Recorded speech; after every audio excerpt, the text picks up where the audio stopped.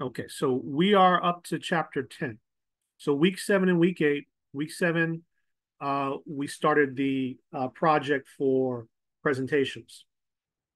I gave you time during week 7 to begin your project presentations. You'll see there's videos in the announcement posted that show you how to do it. The first part is the presentation. The first part is the project. The second part is the presentation. So the first part is where you do the research project. The second part, which should come up in a couple of weeks, you'll see it when you log in on one of the weeks. It'll show you when the presentation begins. Videos are posted to explain the how to do that. So week 7 was to give you time to look into that, start answering those questions and doing your research. Once you complete your research, you do a presentation. Presentations are going to be we're not doing group presentations because we're in a Zoom class. We have a class of 25 students. 8 or 9 of them show up to class. So if I take 25 students and divide them up in groups, some of you guys is going to be a dead group. So because of the nature of how the class has been running, not because of my choosing, because of student participation, everyone's submits their presentation individually.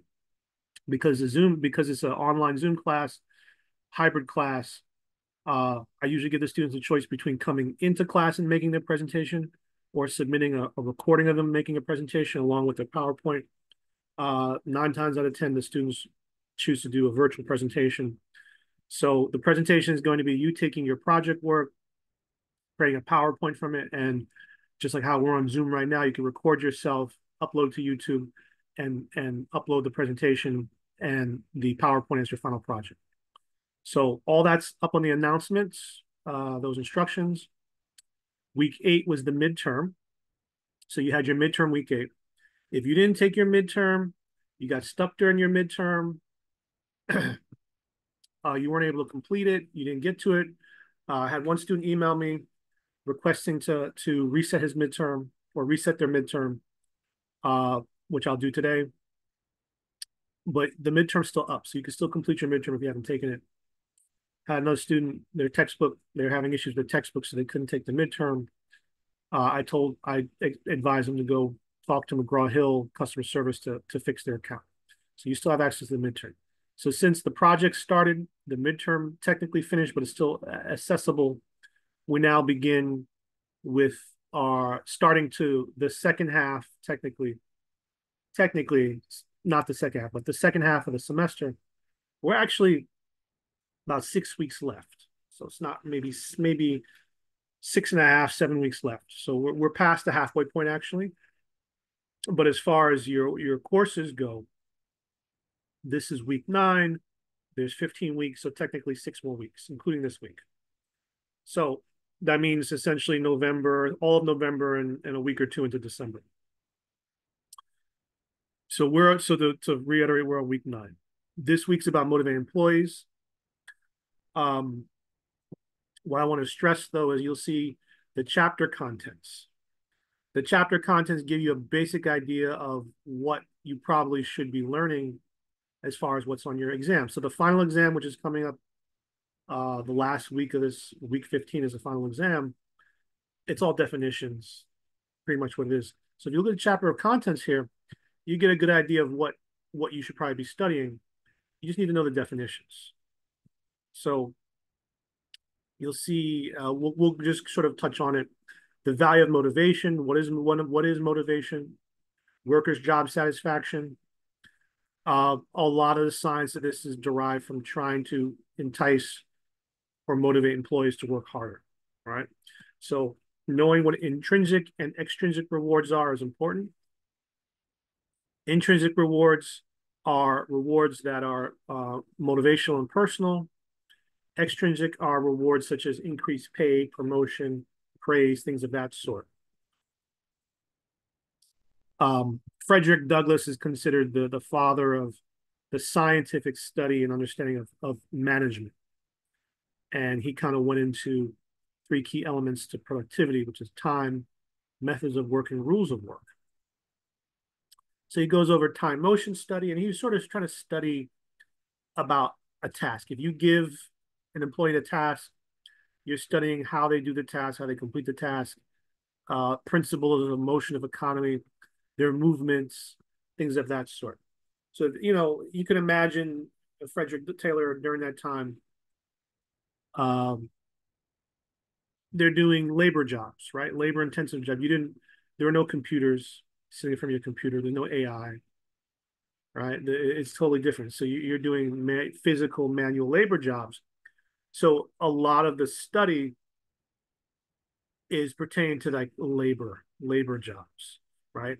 If you took the principle of motion economy to someone sitting from a computer analyzing a spreadsheet, it's not as effective, right?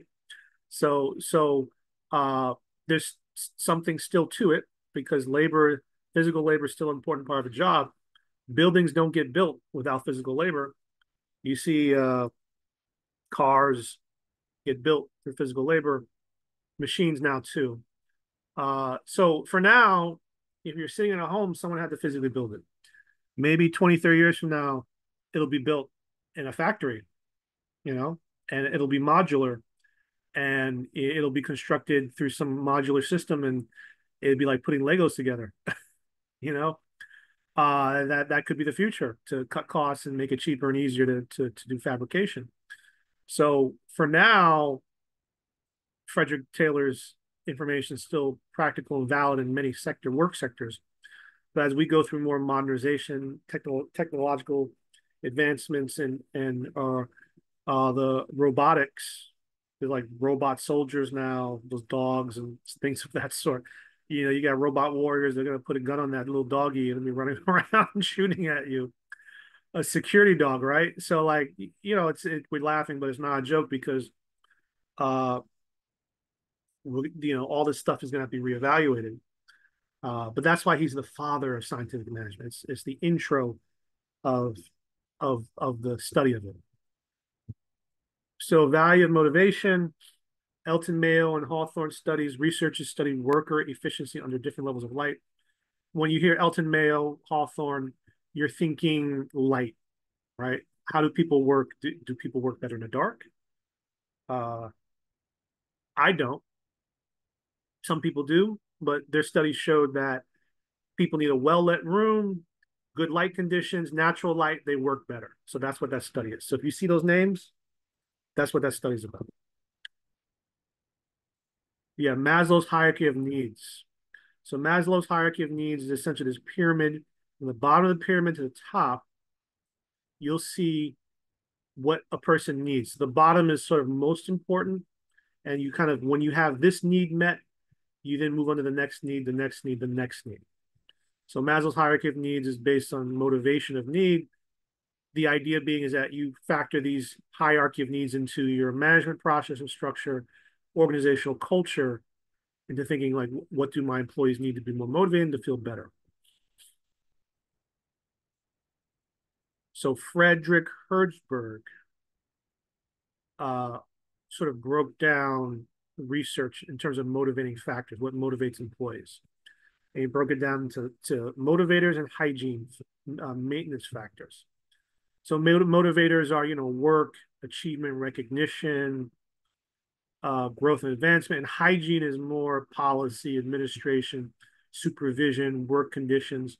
And he was saying that the hygiene factors or maintenance factors are less important for motivating an employee versus these motivator factors, these factors here. So if you kind of look at Maslow and Herzberg, you can see where things line up where, in terms of hygiene versus motivation. Hygiene being like your company policy restricts you from doing this and lets you do that, and your supervisor does this, does that, and your peers that you work with are X, Y, and Z. Less important than you feeling truly satisfied and happy about the work you do. That's what motivates you, right? And then you tie that to Maslow's hierarchy of needs, and what you're getting is essentially an idea or a snapshot of what things need to be required in your employee's life or the workplace to get them to be more motivated and more active. But for test taking purposes, you would want to know about hygiene factors, motivating factors. What is Herzberg's, the definition of his research?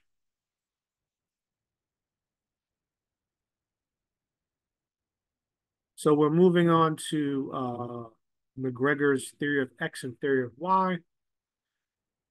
There's also a theory of Z as well. So X and Y is theory X is that workers dislike work. They want to avoid it.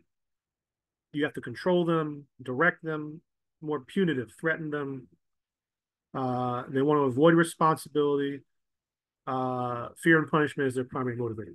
If you're a slave, this sounds about right for theory X, right? But I can imagine a lot of people that don't like their job. They hate what they do. They don't have a choice because it pays the bills, it's stable, it's steady, or they don't have any options or opportunities.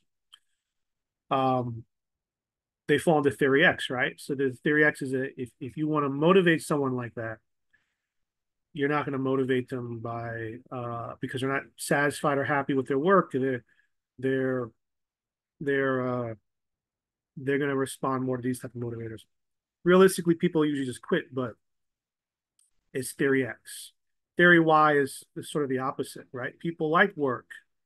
Their commitment to goals depend on perceived rewards. People will seek responsibility. People can use creativity to solve problems. It's sort of the complete opposite, right? And the 3 steps of empowerment, find out what people think the problem is in their organization, let them design a solution, let them put into action. So it's more sort of self-directed. Do you think people who are given too much autonomy in a job take advantage of it? Do you think they're empowered by it? Or is it a personality thing, is it a culture thing? And it's complicated because it's not always one thing. It's not always I'm giving you autonomy and freedom to do what you want, and then your employees don't do anything. Right? Versus if you're being ultra micromanaged and you're very restricted, it could be very suffocating. So there's sort of this striking this balance between the level of management that you need to apply, the level of awareness that the employee has in terms of their job, their goals, what they need to do, what they're allowed to do, and the freedom to give them the structure so they can do it. Because if you really stifle someone, they can't do what they want to do. It makes them unhappy. No one wants to be chained to a wall or put in a cage. So the idea being is you give your employees a certain amount of autonomy, responsibility, and then they could be happy. Depends on the job, it depends on the job. So theory Z is sort of taking the cultural inference between Japan and the US about the difference between Japanese employees, work culture, motivational culture, and the US. So type J, which is Japan, J for Japan, are more committed to organizations and groups. So their commitment is to the group, to the company, to the organization. Whereas type A, which is America, A for America, they're more individual focused. It's about what my needs are, my desires, how I feel.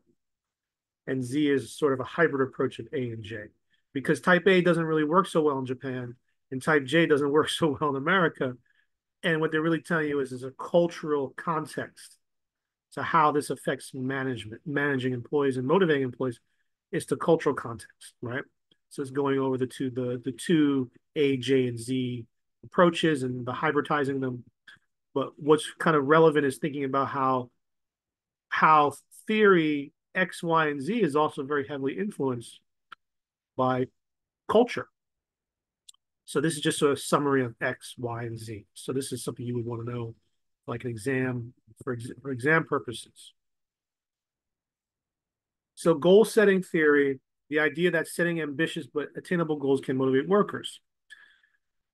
I'm gonna be honest with you, you can set goals if employees don't feel like they can manage the goals, perform the goals, achieve the goals.